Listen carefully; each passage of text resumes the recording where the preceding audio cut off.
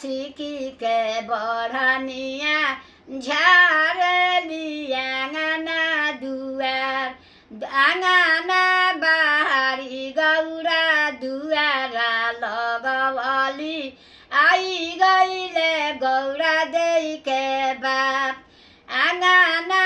बाहरी गौरा दुआरा लगवली आई गईले गौरा देई के बाप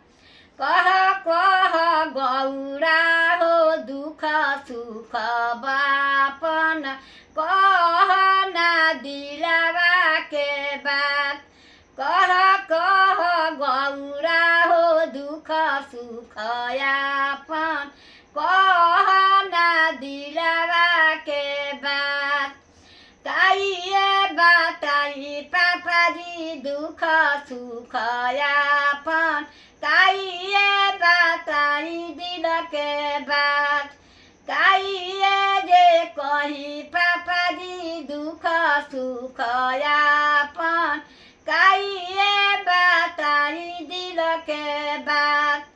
भोराही के इकला शिवाजी आले धीरतिया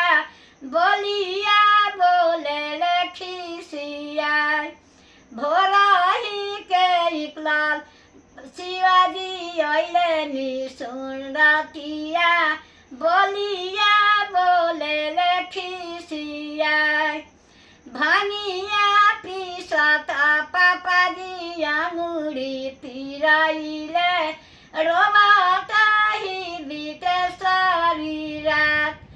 रोवाता ही बीते सारी रात आता ना बचना र पापा सुनाही ना पवले खोजे लगले डोलिया कहाँ आता ना बचना पापाजी सुनाही ना पवले खोजे लगले डोलिया कहाँ कहाँ बार डोलिया हो कहाँ बा कहरिया गौरा के नैहर पहुँचा कहाँ बार डोलिया हो कहाँ बा कहरिया गौरा के नैहर पहुँचा आता ना बचना शिवाजी सुनाही ना पवले ससुरजी से हमार जाहू रौरा ससुर हो गौरा के ले जाए होई जाए जोगिया फकीर होई जाए जोगिया फकीर आता ना बचना शिवाजी सुनाही ना पवले धैली हले ससुरजी के गोर जाहू रौरा ये ससुर गौरा के ले जाए काटिली है नैहर में दिन काटिली है नैहर में दिन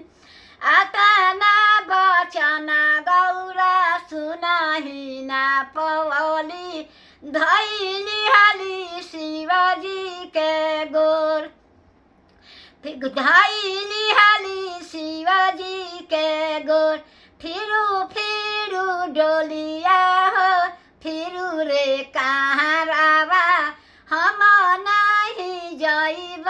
नैहर हम नहीं नैहर जाए हम जे रहब शिवाजी के संग काटिले दिनमा जे रात काटिले दिनमा जे रात